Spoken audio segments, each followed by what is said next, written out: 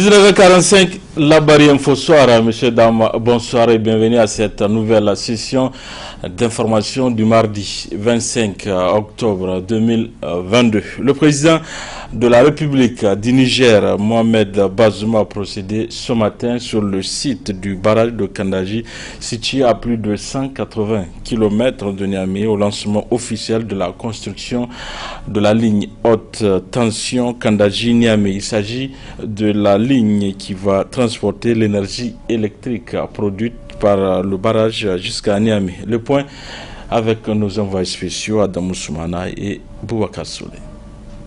La présente cérémonie, qui a vu le déplacement du président de la République sur le site du barrage de Kandaji, marque le lancement officiel des travaux de construction de la ligne de transport haute tension 132 kV double terne Kandaji-Niamey et du poste d'arrivée associé.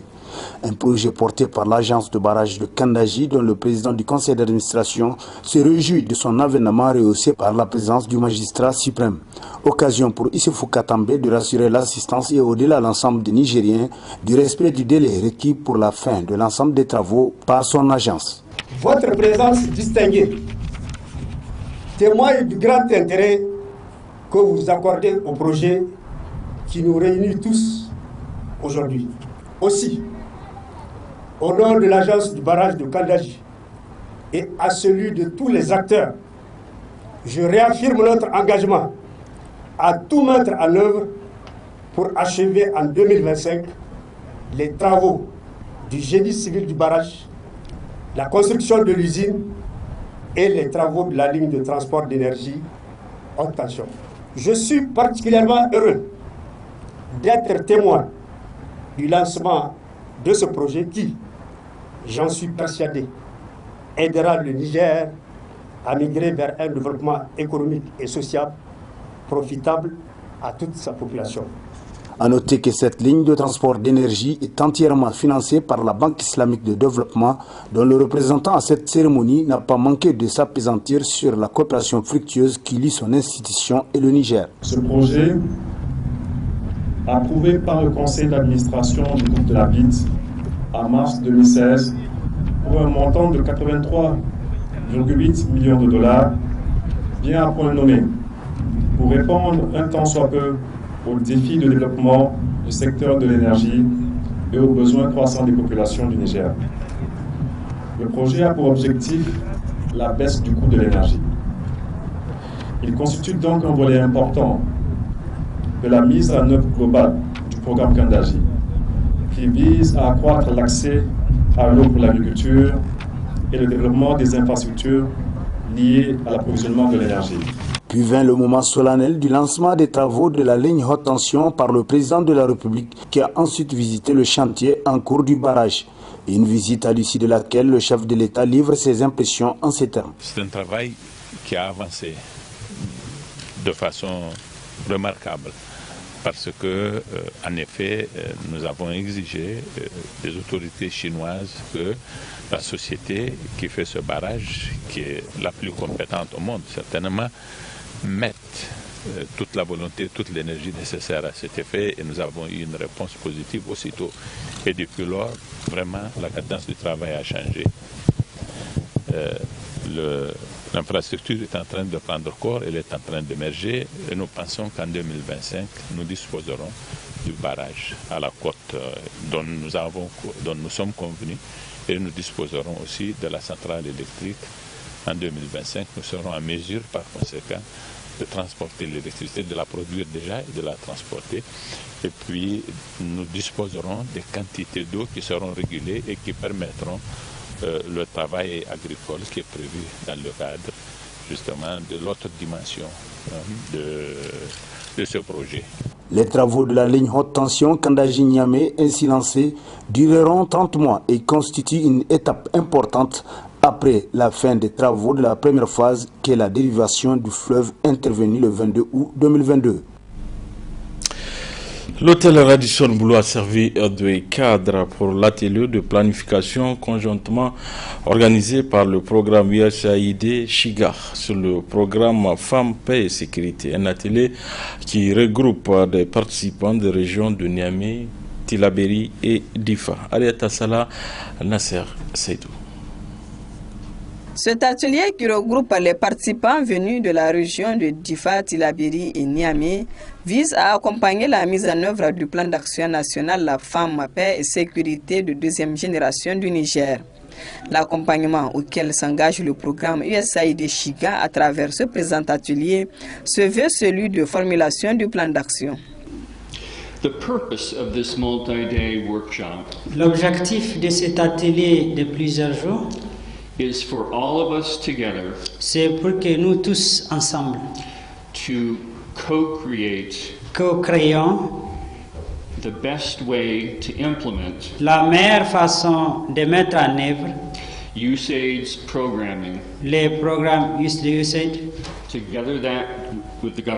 bien sûr avec l'appui du gouvernement, pour arriver aux résultats que nous espérons avoir tous.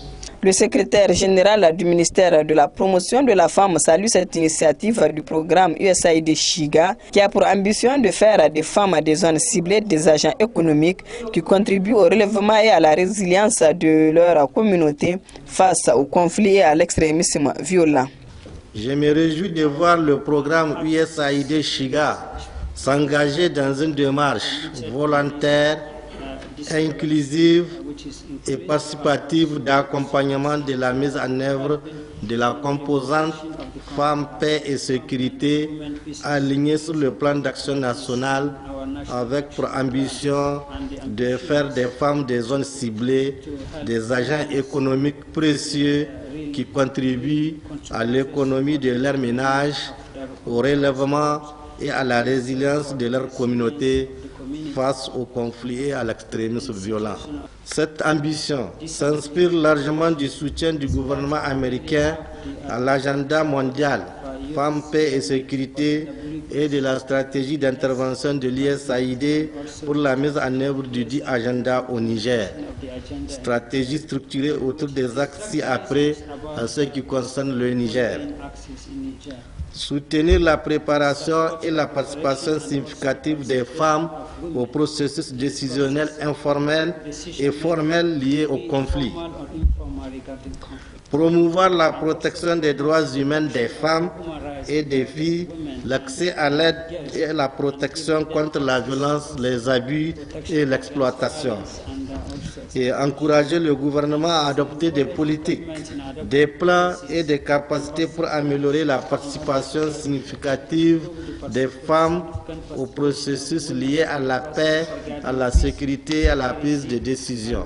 Les résultats qui seront issus de cet atelier permettront de traduire en actions concrètes pour le renforcement de la cohésion sociale et de coexistence pacifique.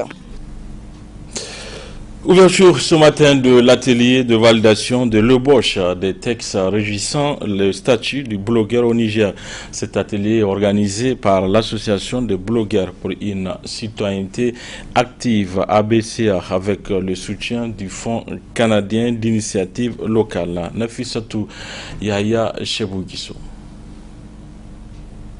Valider l'ébauche du projet de loi portant statut du blogueur au Niger, c'est à cet exercice que vont s'atteler les participants à cet atelier initié par l'Association des blogueurs pour une citoyenneté active, ABCA. L'objectif que nous assignons aux présentes assises est la validation de l'ébauche du texte de loi élaboré par 3 consultants, dont un blogueur, un journaliste et un juriste. Pour ce faire, nous attendons des 20 représentants d'OAC et des institutions nationales ici présentes des remarques et des critiques devant permettre de parfaire l'ébauche de texte de loi régissant le statut du blogueur, afin de noter que le document issu de ce présent atelier sera soumis aux institutions compétentes pour un amendement à l'Assemblée nationale à travers un processus de plaidoyer. Conscient que les médias sociaux fournissent à leurs utilisateurs des moyens de s'impliquer directement dans la mise en œuvre des politiques sociales et publiques, ABCA et le FCIL s'inscrivent également à travers ce projet à former des jeunes qui vivent dans les régions touchées par l'insécurité pour un usage éthique des médias sociaux.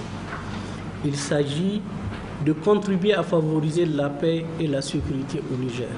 Un atelier en réponse aux préoccupations de l'ABCA. Les médias sociaux sont devenus des outils de communication incontournables dans notre vie quotidienne. Tout cela dans un contexte d'incertitude, de menaces sécuritaires, de flux d'informations et de manipulation par divers acteurs. De ces faits, la nécessité d'une utilisation responsable et à bon escient des outils, des nouvelles technologies de l'information et de la communication se pose avec acuité.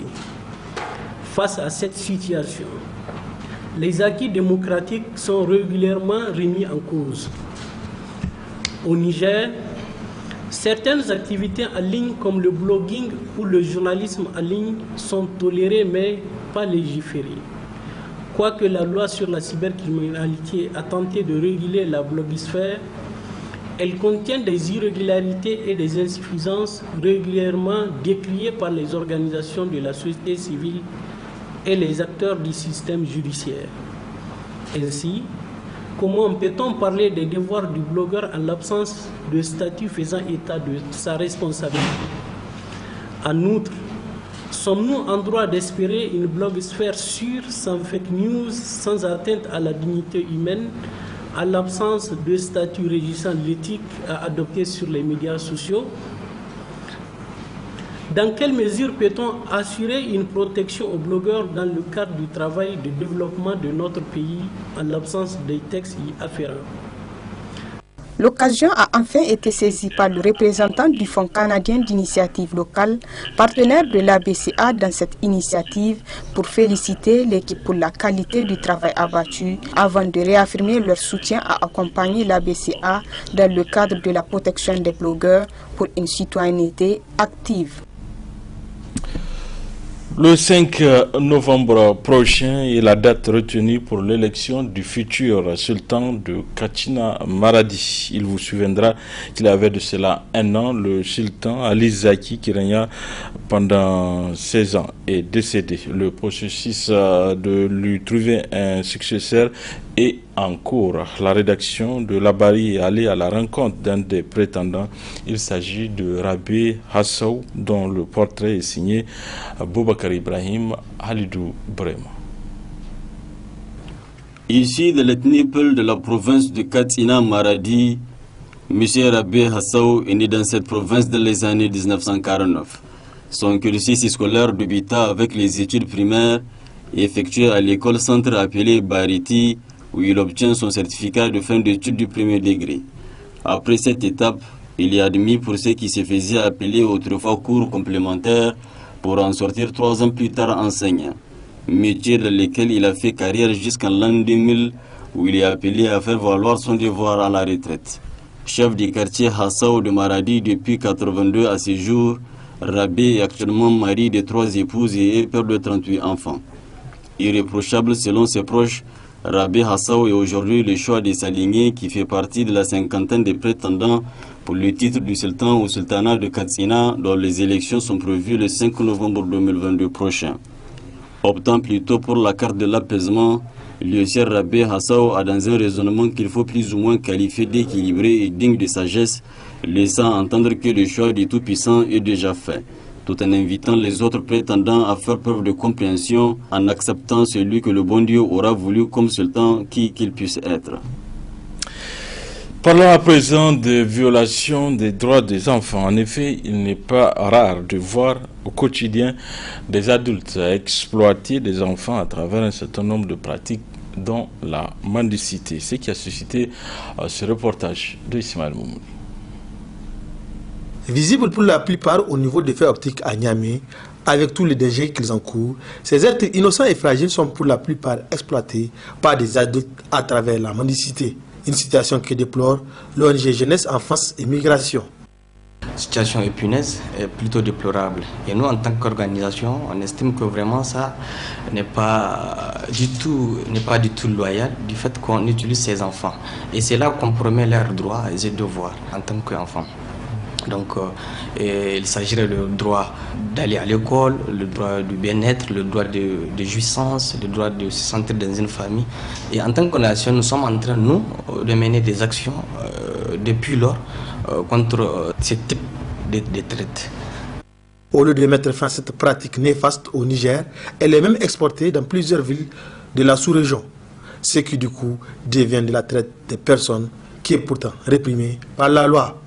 L'ordonnance sur la traite réserve une peine d'emprisonnement pouvant aller jusqu'à 10 ans pour tout parent, tout prédicateur, tout tuteur qui met un enfant dans la mendicité pour vivre des revenus de sa mendicité. Maintenant, revenons sur le fait. Aujourd'hui, aucun enfant ne peut payer lui-même son transport pour aller jusqu'au Ghana. Donc, c'est plutôt un réseau de trafic d'êtres humains, des adultes qui facilitent le transport d'enfants mineurs pour aller les mettre versés dans les rues des pays d'Afrique de l'Ouest. C'est de la traite des personnes. Et tant qu'on n'accepte pas de laisser de côté la gestion de la thématique en mendicité, on ne trouvera pas de solution. Or, en matière de traite d'enfants, la loi est claire. Que l'enfant soit consentant ou pas consentant, lorsque vous le mettez dans la rue pour mendier, c'est de l'exploitation économique, c'est de la traite. Toutes les personnes qui se sont rendues complices du transport et du placement des enfants doivent être poursuivies et jetés en prison.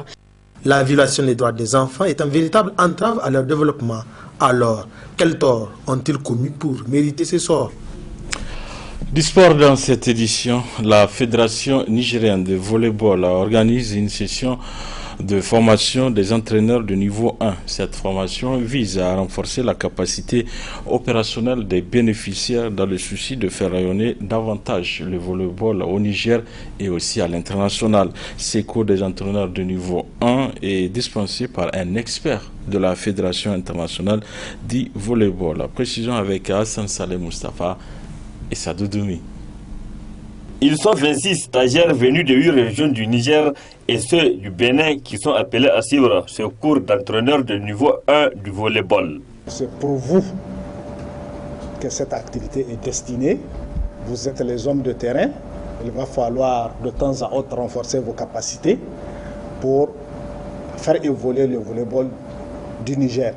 Arriver à la pratique, je dirais même de ces 3 formes de volleyball. Pour l'instant, nous avons le volleyball en sas à 6, le volleyball de plage, où nous sommes très bien représentés au plan international. Maintenant, cette pratique-là, elle n'est pas exclue que des Nigériens qui vivent effectivement dans les pays où il y a la neige, qu'ils puissent représenter notre pays au niveau de cette compétition de volleyball de nage. Ainsi, du 25 au 29 octobre 2022, ces stagiaires seront outillés par l'instructeur de la Fédération internationale du volleyball venu pour la circonstance. J'estime heureux de faire partie de cette merveilleuse famille, tout simplement parce que c'est la seule activité qui est représentée actuellement par 3 activités, à savoir le volleyball depuis 1967 lors des Jeux olympiques de Tokyo, le beach volleyball qui est devenu un sport olympique, lors des Jeux olympiques d'Atlanta en 1996, et bien figurez-vous, les prochains olympiques d'hiver, on va avoir snow volleyball, volleyball sur neige. Et quand même, je ne peux qu'être fier de faire partie de la commission de snow volleyball au niveau de la Fédération internationale. Donc, ces stages est la bienvenue dans un secteur qui nourrit beaucoup d'ambition. Le comité olympique sportif du Niger, COSNI et le ministère de la Jeunesse et des Sports soutiennent l'initiative. Je profite de l'occasion, en tout cas, pour demander ou encourager en tout cas les autres fédérations à emboîter le pas, parce que c'est des programmes quadriennaux. Alors, chaque fédération, en tout cas, de concert avec sa fédération internationale, pourra en tout cas postuler et elle pourra en tout cas avoir ce type de programme, en tout cas pour le développement de la structure, comme on l'appelle, locale. Chers stagiaires, vous voilà une fois de plus dans cet exercice. Combien louable que nous offre la Fédération nigérienne de volleyball. Vous allez suivre et débattre avec intérêt et assiduité des exposés sur des thèmes riches et variés de votre discipline. J'ose espérer que ces échanges vont vous permettre d'apprendre et d'acquérir des compétences en vue d'encadrer les pratiquants. Et je sais que je peux compter sur l'expérience et le professionnalisme de chacun de vous. Je souhaite aussi que ce stage soit un grand moment de retrouvailles, de convivialité, de sociabilité, de l'esprit d'équipe et j'en passe. Pendant 4 jours, l'expert de la Fédération internationale du volleyball va entretenir ses stagiaires sur plusieurs modules. Voilà, messieurs, dames, c'est tout pour ce 19h45 de la télévision La Barry. Merci à vous de l'avoir suivi. Au revoir.